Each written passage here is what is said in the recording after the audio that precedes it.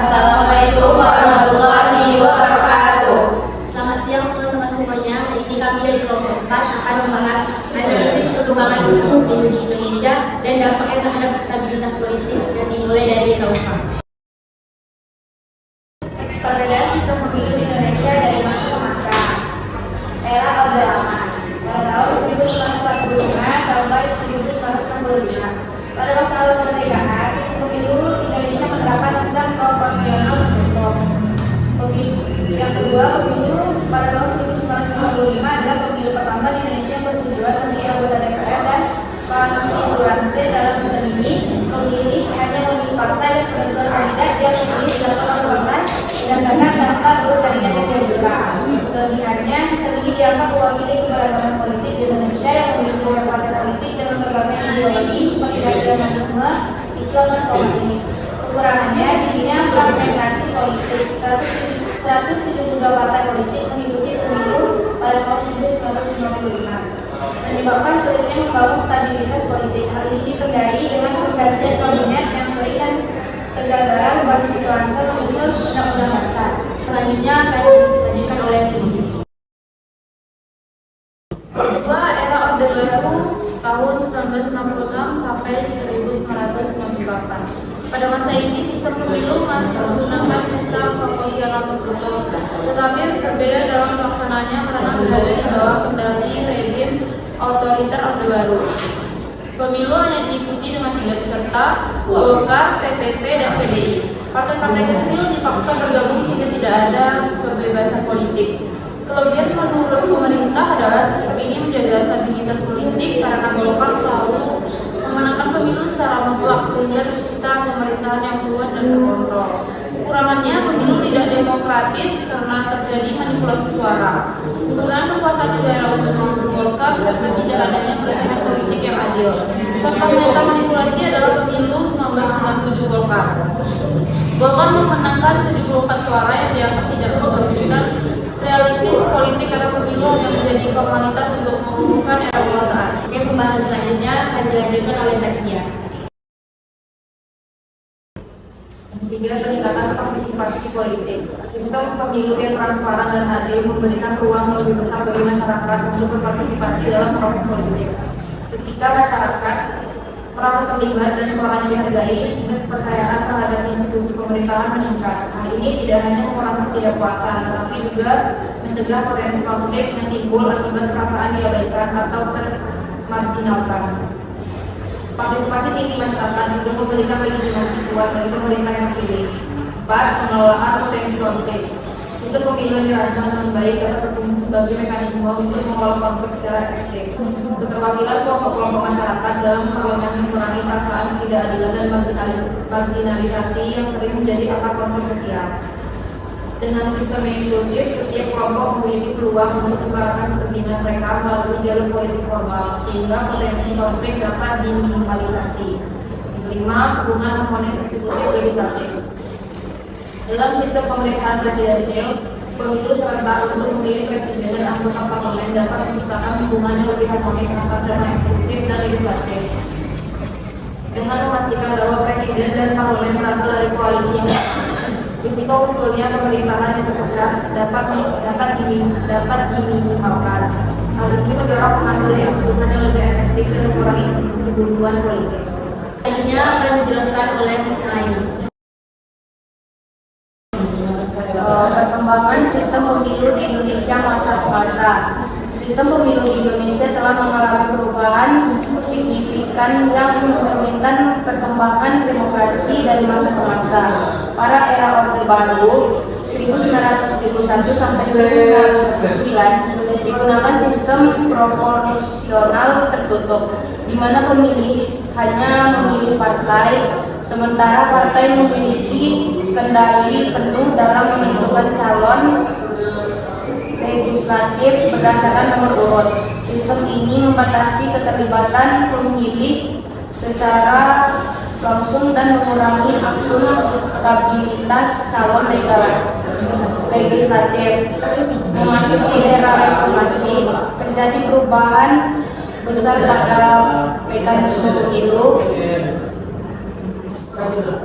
Pada pemilu 2004 sampai 2009 diterapkan sistem proporsional semi terbuka yang memungkinkan pemilih untuk memilih calon legislatif secara langsung, meskipun partai politik masih menggenggam pengaruh melalui perubahan nomor urut kandidat. Selanjutnya akan dibacakan materi oleh moderator kedua. Pengaruh perubahan sistem pemilu terhadap stabilitas politik Indonesia. Perubahan sistem pemilu di Indonesia memberikan pengaruh besar terhadap stabilitas politik negara, baik dalam jangka pendek maupun jangka panjang. Salah satu dampak utama adalah peningkatan legitimasi pemerintah. Pemilu diselenggarakan secara adil, bebas, dan transparan mampu menciptakan kepercayaan publik terhadap hasil pemilu, sehingga pemerintah yang terpilih memiliki legitimasi yang kuat. Kepercayaan ini menjadi elemen kunci dalam menciptakan stabilitas politik, karena rakyat merasa bahwa pemerintahan yang ada benar-benar mencerminkan kehendak mereka. Selain itu, pemilu yang bebas dan transparan turut mendukung konsolidasi demokrasi. Dengan proses pemilu yang terorganisasi dengan baik, institusi politik dapat bekerja lebih optimal dan budaya politik yang lebih matang dapat terwujud. Konsolidasi ini berfungsi sebagai fondasi yang penting bagi stabilitas politik dalam jangka panjang, karena mampu memperkuat tata kelola pemerintah, menciptakan hubungan yang lebih harmonis antara masyarakat dan institusi negara, serta membangun sistem checks and balance yang efektif. Oleh karena itu, menjaga integritas pemilu melalui pengawasan yang ketat, kejujuran, 5 fiskal biaji pelaksanaan pemilihan umum dalam sejarah nasional Indonesia. Materi selanjutnya akan dilanjutkan oleh Alfa. Mengkaji dampak perubahan sistem pemilu terhadap stabilitas politik. Perubahan sistem pemilu di Indonesia memberikan pengaruh besar terhadap upaya meminimalkan konflik politik dan meningkatkan stabilitas pemerintahan. Hal ini terlihat dari beberapa kontribusi sistem pemilu terhadap terciptanya stabilitas politik. Yang pertama, representasi yang lebih inklusif. Sistem pemilu yang menggunakan prinsip proporsional seperti sistem proporsional terbuka memungkinkan partai politik untuk mendapatkan kursi parlemen. Representasi yang lebih luas ini menciptakan inklusivitas di mana kepentingan masyarakat dari berbagai latar belakang dapat terwakili dengan baik. Dengan keterwakilan yang lebih adil, partai politik menjadi lebih responsif terhadap aspirasi pemilih, sehingga potensi konflik antar kelompok politik dapat diminimalisasikan. Yang kedua, pembentukan koalisi yang stabil. Sistem pemilu proporsional juga mendorong partai-partai kecil untuk berkoalisi demi membentuk pemerintahan. Proses negosiasi dalam pembentukan koalisi memaksa partai politik untuk mencapai konsensus yang mencerminkan kesepakatan bersama. Koalisi semacam ini cenderung lebih stabil dibandingkan pemerintah yang dibentuk tanpa adanya kolaborasi antar partai. Selain itu, konsensus politik yang dicapai melalui koalisi dapat membantu mengurangi polarisasi politik dan menjaga stabilitas jangka panjang. Selanjutnya akan dilanjutkan oleh Zakia. Ketiga, peningkatan partisipasi politik. Sistem pemilu yang transparan dan adil memberikan ruang lebih besar bagi masyarakat untuk berpartisipasi dalam proses politik. Ketika masyarakat merasa terlibat dan suaranya dihargai, tingkat kepercayaan terhadap institusi pemerintahan meningkat. Hal ini tidak hanya mengurangi ketidakpuasan, tetapi juga mencegah potensi konflik yang timbul akibat perasaan diabaikan atau termarginalkan. Partisipasi tinggi masyarakat juga memberikan legitimasi kuat bagi pemerintah yang terpilih. 4. Pengelolaan potensi konflik. Sistem pemilu yang dirancang dengan baik dapat berfungsi sebagai mekanisme untuk mengelola konflik secara efektif. Keterwakilan kelompok-kelompok masyarakat dalam parlemen mengurangi perasaan ketidakadilan dan marginalisasi yang sering menjadi akar konflik sosial.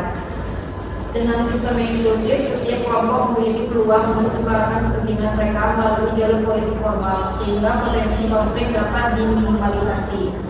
5. Hubungan harmonis eksekutif legislatif.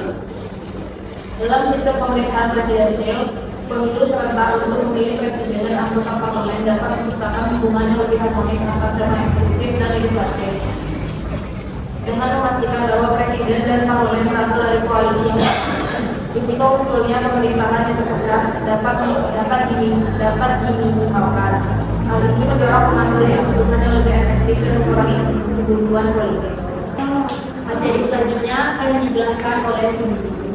Secara keseluruhan, sistem pemilu yang dirancang dengan prinsip transparansi, keadilan, dan inklusivitas tidak hanya meningkatkan kualitas demokrasi, tetapi juga memainkan peran penting dalam menjaga stabilitas politik. Dengan memastikan keterwakilan dan adil mekanisme yang responsif terhadap kebutuhan masyarakat, sistem pemilu dapat menjadi pilar utama bagi terciptanya pemerintah yang stabil dan berkelanjutan. Kekurangannya adalah pemilu tidak demokratis karena terjadi manipulasi suara dan kekuasaan negara untuk mendukung Golkar serta tidak adanya persaingan politik yang adil. Contohnya manipulasi adalah pada pemilu 1997 Golkar.